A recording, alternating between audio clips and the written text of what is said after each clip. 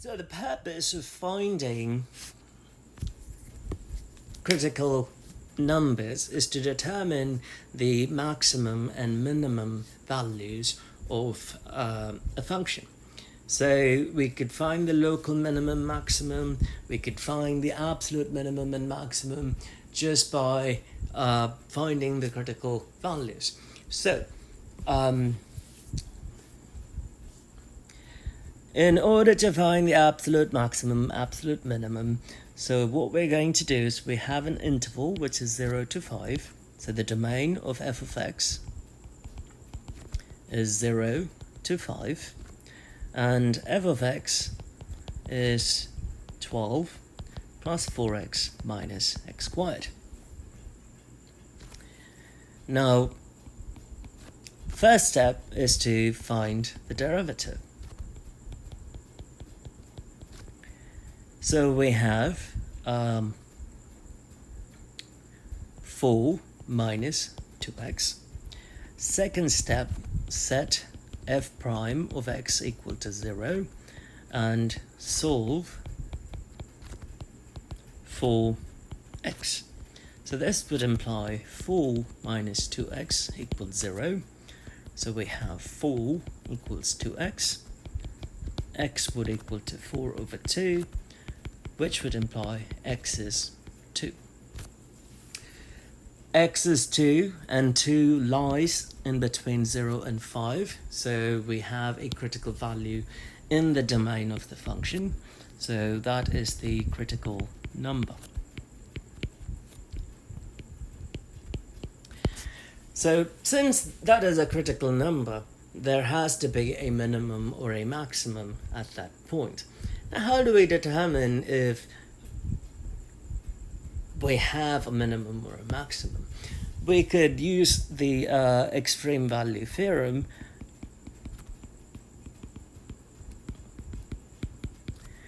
Let's find f of 0.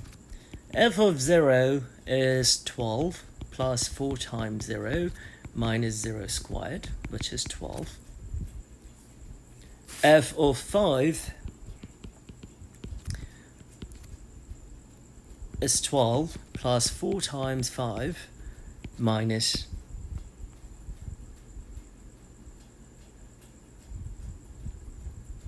5 squared, which is 32 minus 25, you get 7. And f of 2 is 12 plus 4 times 2 minus 2 squared, which is 16. So here I have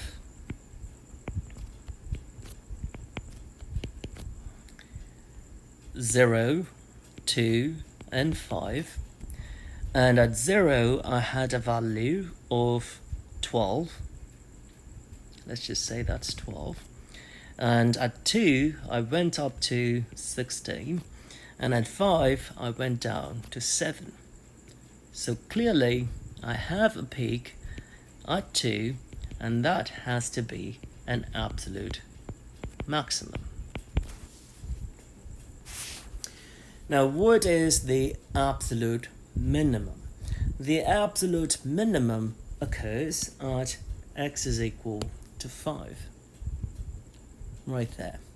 So the absolute minimum is at the point 5, 7. The absolute maximum is at 0, 12. You can make use of the calculator to verify this also. I'll show you how.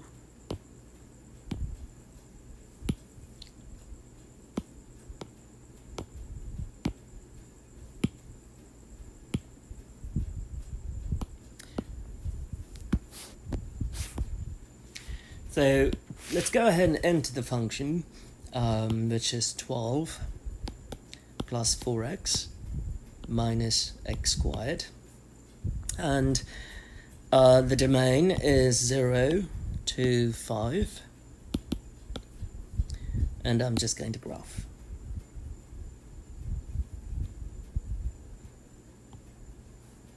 perhaps we have to go from 0 to 20.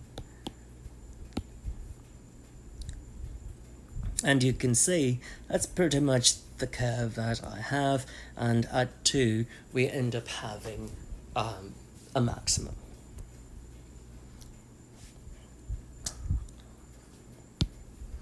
Okay. So graphing is very useful when it comes to a problem dealing with maximums and minimums.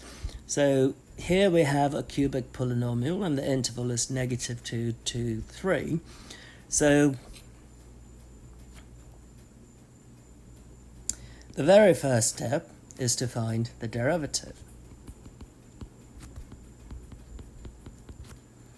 And that would be 6x squared minus 6x plus 12, because the derivative of 1 is 0. The domain is -2 to 3. We're going to set f prime of x equal to 0, and we will solve for the critical numbers.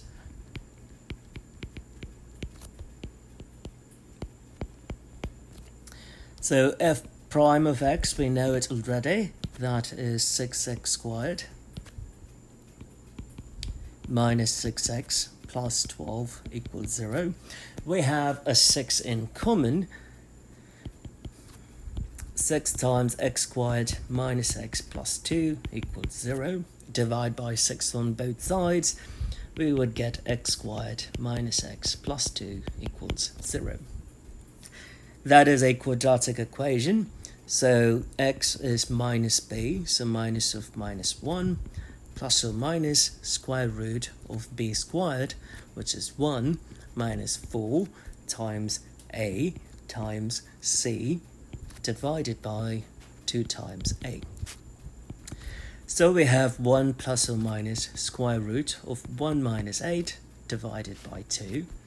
1 plus or minus square root of -7 divided by 2, 1 plus or minus I root 7 divided by 2. And clearly, this is not real. So what we're about to say here is this particular function doesn't have any absolute maximums or minimums in the middle between -2 and 3. So all we can say now is find f of minus 2, which should be 2 times -2 cubed minus 3 times -2 squared plus 12 times -2 plus 1, -16, -12, -24 plus 1, which is -41.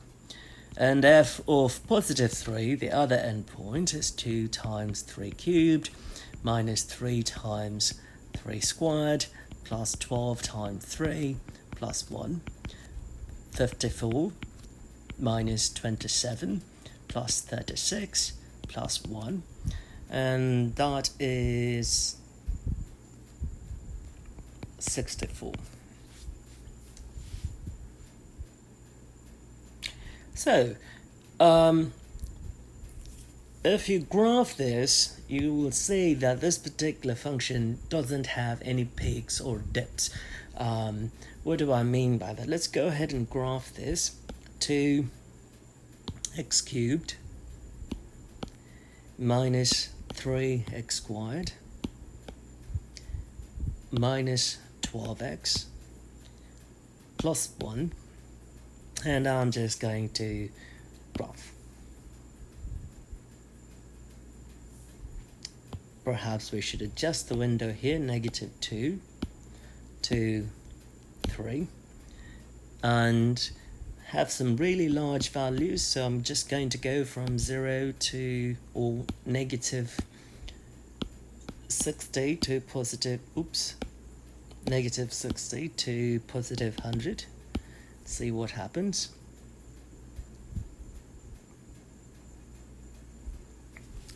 That's what I end up getting.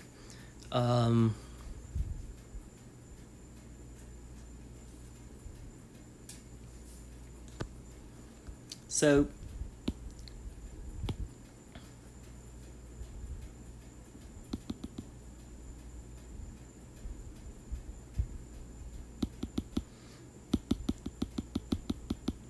looks like we've made a mistake somewhere. So let's go back and check at our equation. So this is why using a calculator is very useful. You can catch mistakes. Now I look at this picture and I can see a peak and a dip. But here I have no critical numbers, so I must have made something wrong. It looks like I ignored that negative sign. So that has to be a negative 12.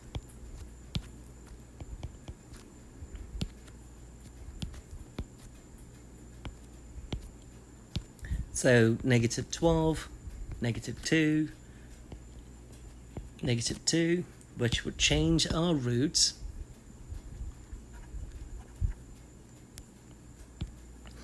Minus b, plus or minus b squared, negative 1 squared, minus 4 times a times c, divided by 2 times a. 1 plus or minus square root of 1 plus 8 over 2.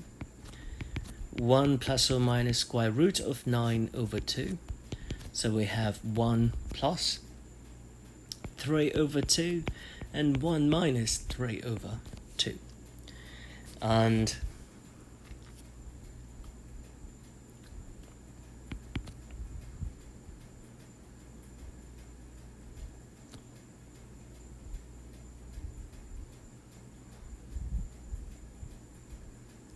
we will have 4 over 2 and minus 2 over 2, which is 2 and negative 1. So we are about to have an extreme value at 2 and an extreme value at negative 1, which seems to be true by looking at the picture.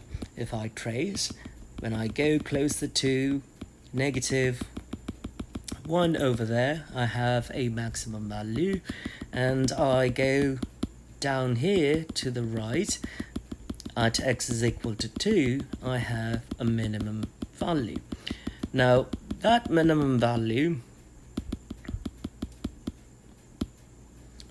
is about negative 18. So I have to make that change here also. Since my equation changed, I have to change f2 and f3. So f of minus 2 is 2 times minus 2 cubed, minus 3 times minus 2 squared, minus 12 times minus 2 plus 1.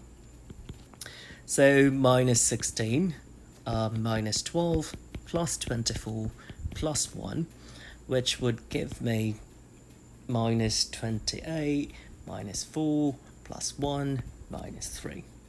And f of 3 would be 2 times 3 cubed minus 3 times 3 squared minus 12 times 3 plus 1.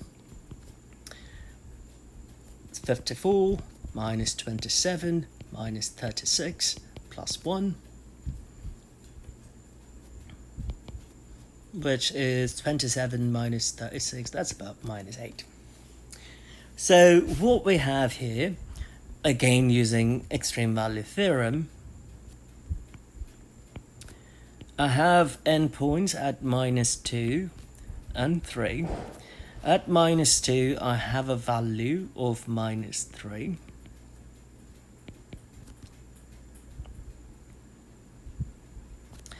And at negative 1, I have a point up here. So the curve kind of goes like that. And at 2, I have a point right here, and it goes, actually lower than that, and it goes up there. So this point is the lowest, corresponding to x is equal to 2, the first critical number, so that would be the absolute minimum, and that point is the absolute maximum. And you can see that those two would correspond to the critical numbers -1, which is right here, and 2, so that's a critical number, that's a critical number, and those are the numbers that we found. So finding critical numbers would help us to find the absolute minima and maxima of a function.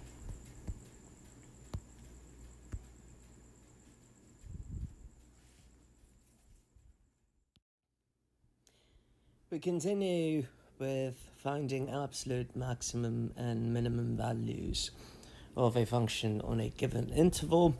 Of course, having a graphing calculator is very useful in problems like this, but we're going to take a calculus-based approach first, and once we have a reasonable explanation, we're going to move on and verify our answers using a scientific calculator.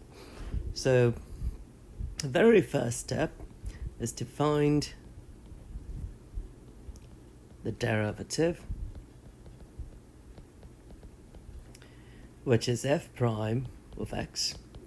The derivative of x is 1, and the derivative of 1 over x is -1 over x squared. So we would have 1 minus 1 over x squared. And if we look at it, the domain of the function is 0.2 to 4. So the domain of the derivative is also 0.2 to 4. So the next step is to find the critical values.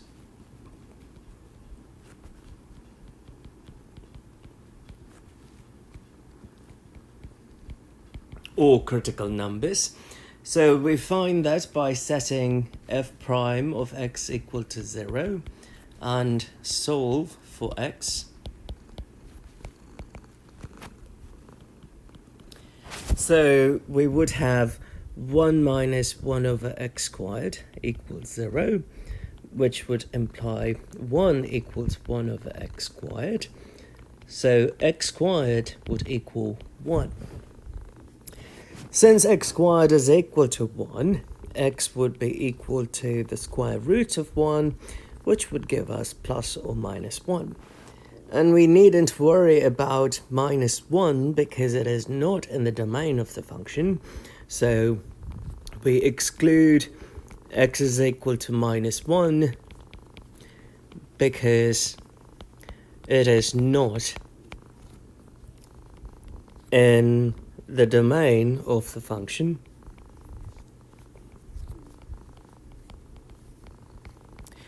So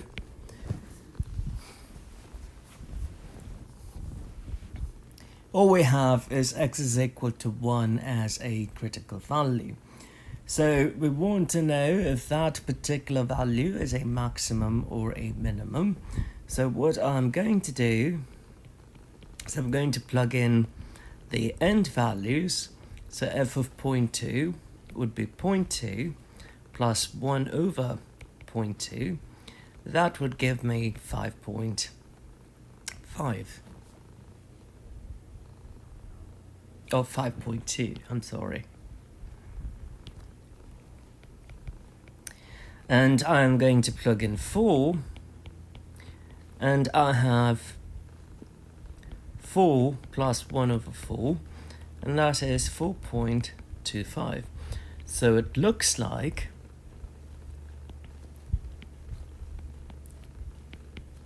we start at 5.2, and it is coming back to 4.25. So at 0.2, we have 5.2, and at 4, we have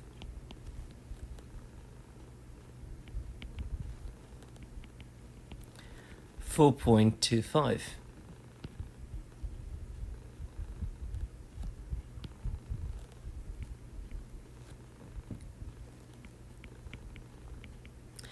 So that will tell us something about the critical value. The critical value happens at 1. So it's somewhere right over there.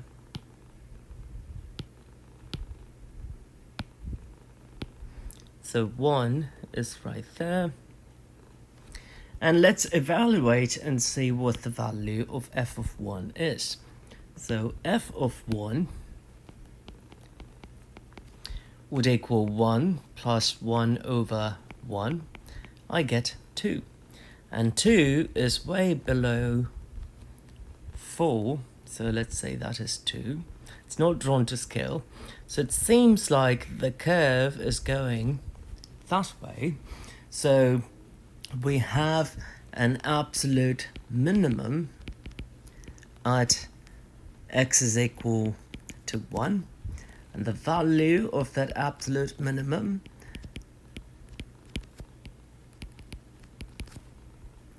is equal to 2, and the absolute maximum is at x is equal to 0.2 for this particular function. Let us see if we did this properly. We can make use of a calculator to verify.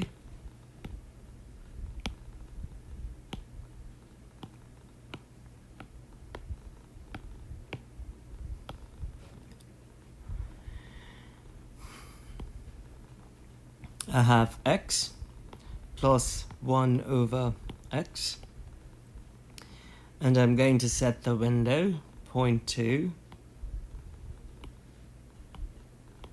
all the way up to 4, and I'm going to set the value between 1 and 6. And you can see that my graph looks very much like what the calculator has. And I didn't even have to use the calculator. All I did is a bit of calculus. So first derivatives are quite useful in finding such minimums and maximums of a function.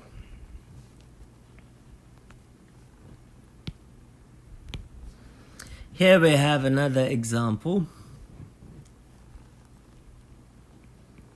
And the very first step is to find the derivative.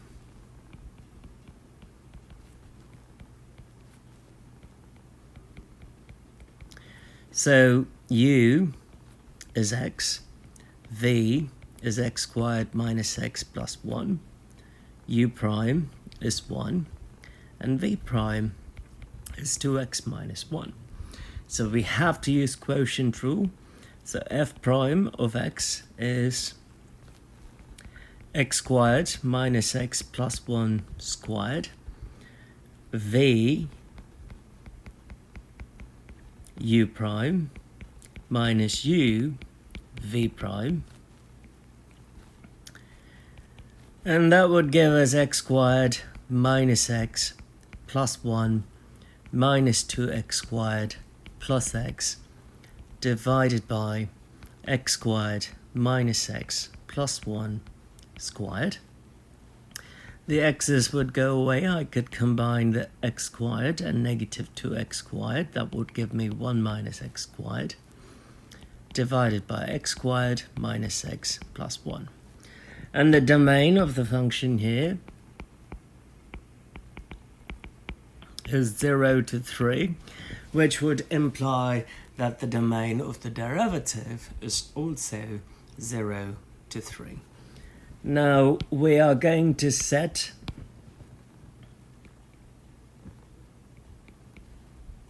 the derivative equal to 0, and we will find the critical values.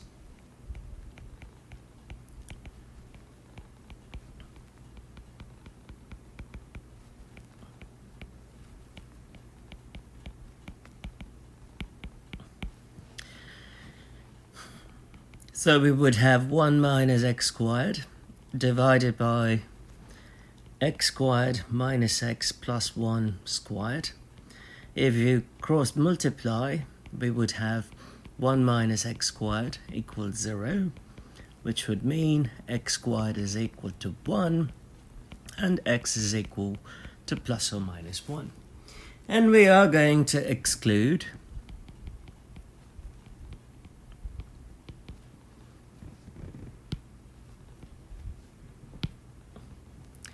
x is equal to minus 1 as it is not in the domain.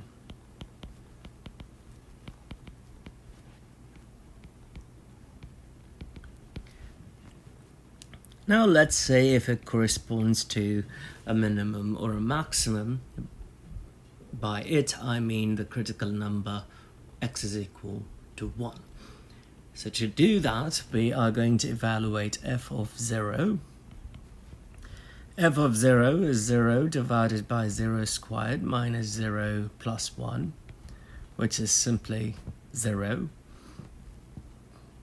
F of 3 is 3 divided by 3 squared minus 3 plus 1. 3 divided by 9 minus 3 plus 1. 3 divided by 7.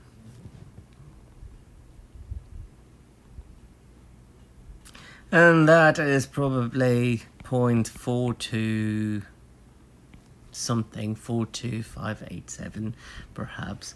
We could find that here. Yes, 42857.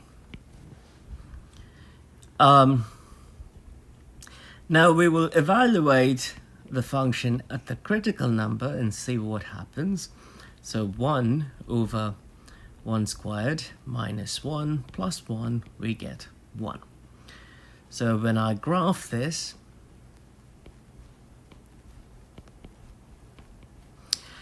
I start at 0, and when I get to 3, I end up going to 0.42857, and at the critical number, which is 1, I am reaching 1.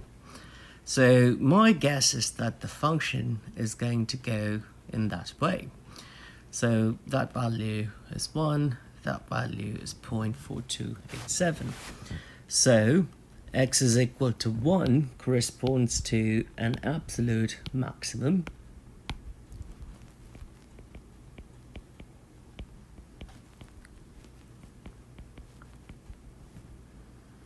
And the value f of 1 is simply 1. And absolute minimum is at x is equal to 0. And f of 0 is simply 0. Let us see if that is true. So we have x divided by x squared minus x plus 1. Set the window 0, 3, and minimum is 0, maximum I'm going to set it at 2, and my graph looks very much like what the calculator is telling me, so I did everything right. Of all the applications of derivatives, one of the most important ones would be the first derivative test, or derivative tests in general, because we have a first derivative test and a second derivative test. So what is the purpose? The objective or goal of a first derivative test is to determine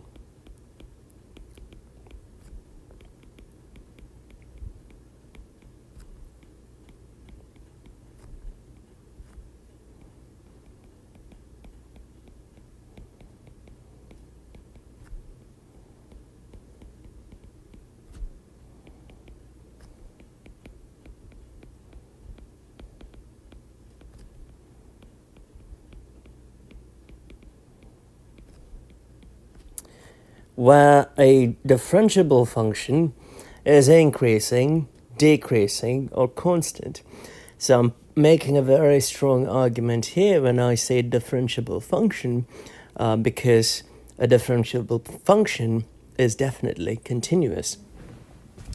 So a first derivative test is used to determine if a function is increasing, decreasing, or constant. The key here is to realize if the derivative, the first derivative,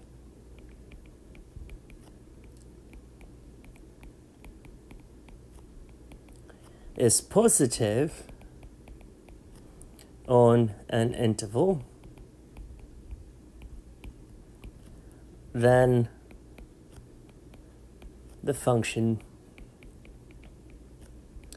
is increasing. We'll have a short term or short notation, shorthand notation as an upward arrow. If the first derivative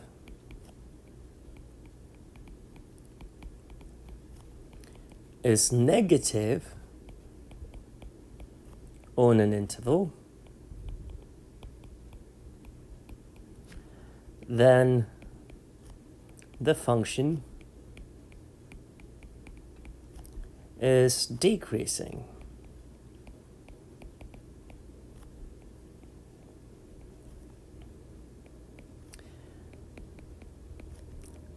If the first derivative is 0 on an interval, then the function is constant on that interval.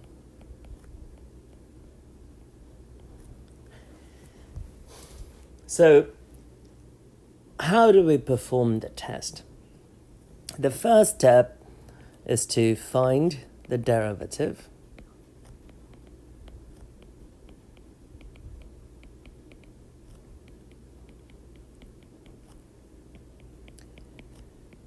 Set the derivative equal to 0.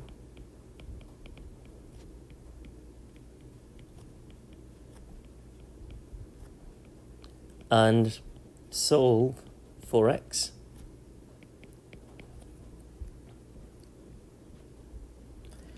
And that is going to give us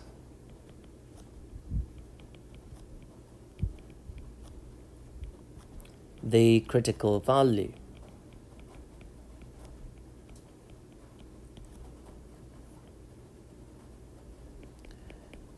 Now, the function, or the derivative, is 0, or it does not exist at the critical value. Using one of the previous theorems, Fermat theorem and Rolle's theorem, we saw that if the derivative is 0 at a point, then that particular point indicates that the tangent line at that point is horizontal. In other words, the slope of that tangent line is 0. So once we find a critical value,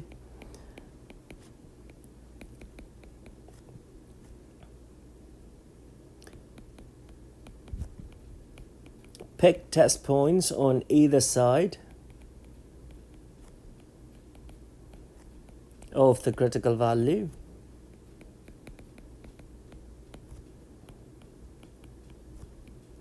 And plug it in the derivative. The most common mistake I've seen people make is, instead of plugging it in the derivative, students tend to plug it in the original function. You shouldn't plug it in the original function.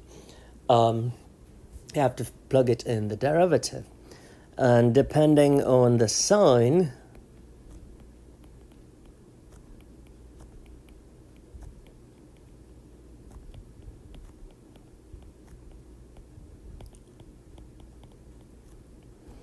of the derivative when the critical value or values are plugged in.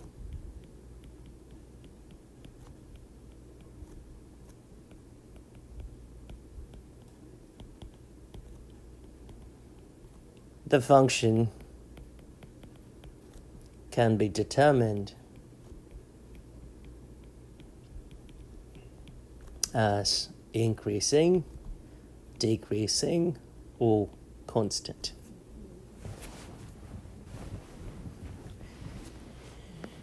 And that is the first derivative test. The second derivative test naturally would use the second derivative. So what does it tell us? The objective of the second derivative test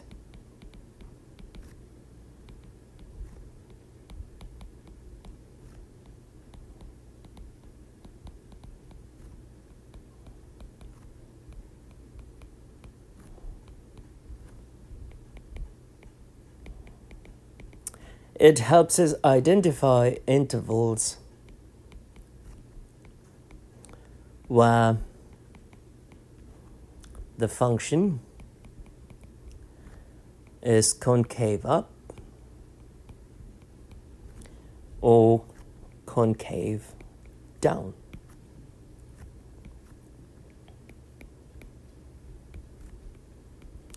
We can use shorthand notation, concave down, concave up.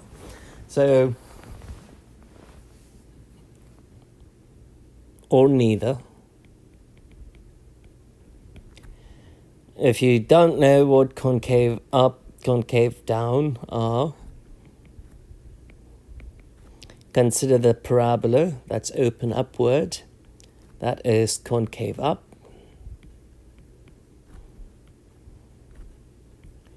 Consider a parabola that is open downward, and that would be concave down.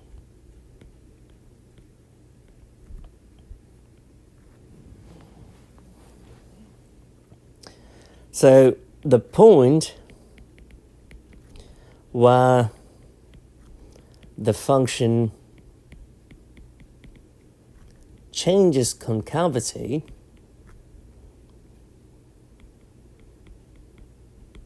that is from concave up to concave down or concave down to concave up is called the point of inflection.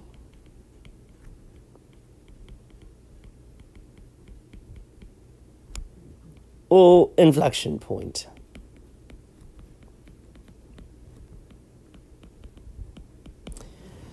So how do we go about the second derivative test? So of course the function has to be differentiable.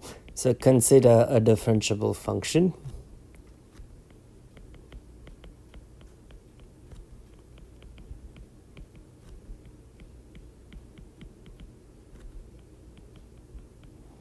F of x.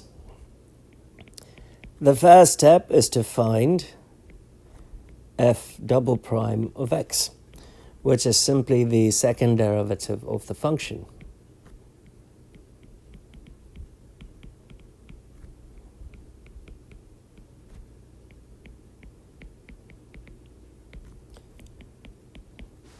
So the next step is set the second derivative equal to 0 and solve for x. The solutions are the points of inflection.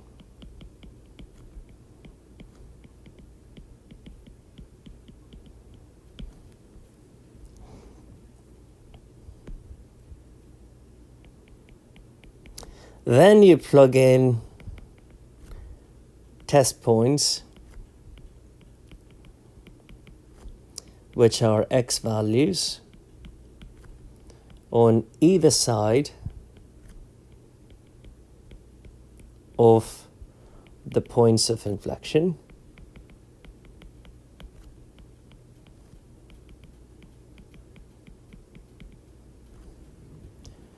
to determine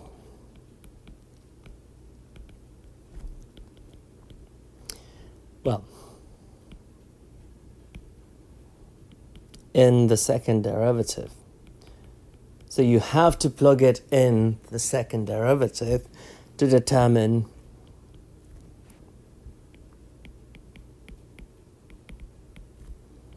concavity. If the second derivative is positive for a point, then it is concave up. If it is negative for a point, then it is concave down.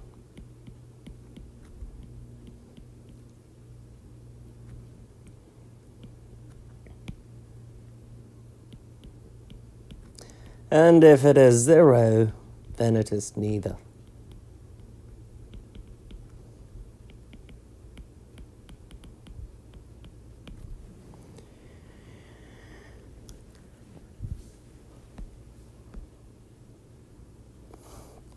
So here we have a function. It is a cubic polynomial, and we have to determine if the function is increasing or decreasing. We have to find the local maximum and minimum values. We have to find the intervals of concavity and the inflection points. So obviously we need the first derivative and the second derivative, and we could find the local minimum and maximum because the points where the first derivative is equal to 0 would correspond to local maxima or minima, because those are the critical values.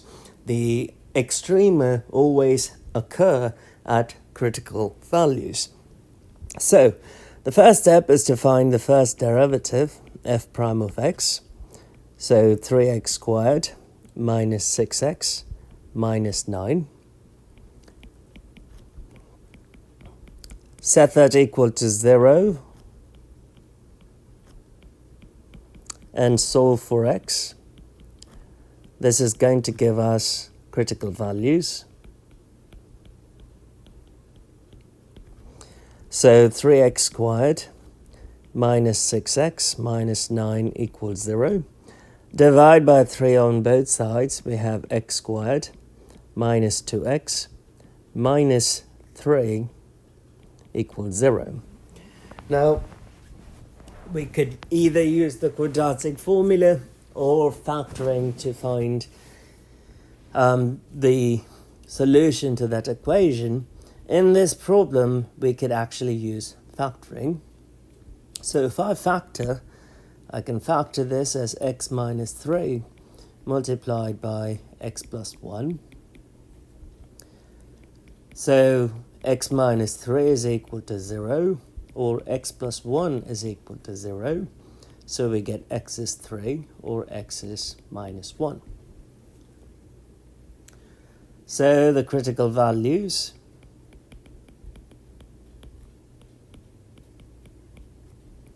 are x is equal to minus 1 and x is equal to plus 3.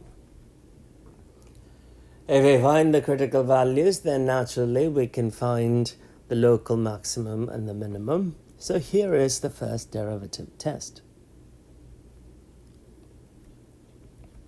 Minus 1, 3. We have to pick an easy number, less than minus 1. Let's pick negative 2.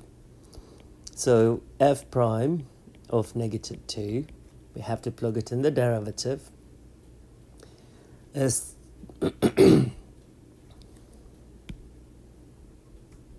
3 times minus 2 squared minus 6 times minus 2 minus 9. 12 plus 12 minus 9, which is 15. And 15 is a positive number. And the test point that I picked is minus 2. And the derivative is positive, so the function is increasing. Pick an easy number between negative 1 and 3. I'm going to pick 0. 3 times 0 squared minus 6 times 0 minus 9. I end up getting negative 9. It's a negative number, so the function has to be decreasing over here because the test point gives us a negative first derivative. And pick an easy number greater than 3. Let me pick 4.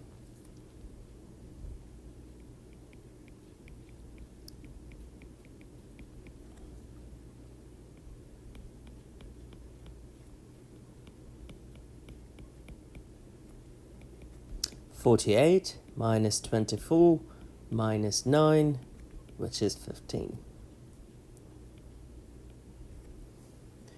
Since it is positive, it is increasing on that side because the test point is 4.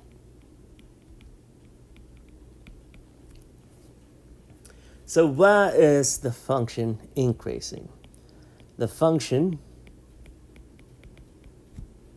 is increasing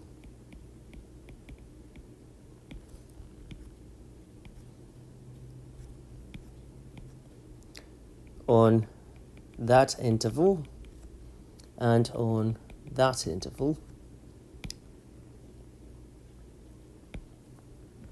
So negative infinity all the way up to negative 1. You cannot put closed brackets because we cannot take the derivative at an endpoint. So which is why I put open brackets. Union 4 all the way up to infinity.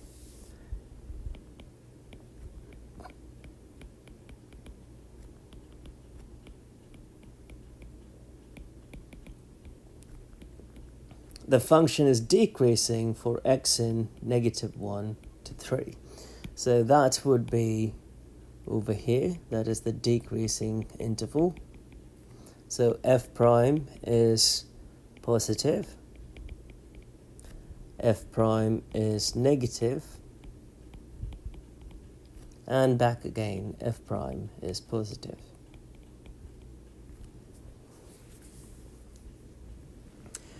So clearly, if a function goes up, then it comes down, then that particular point has to correspond to a local maximum. And since the function is going down, then up, whatever value that I see here has to be the local minimum.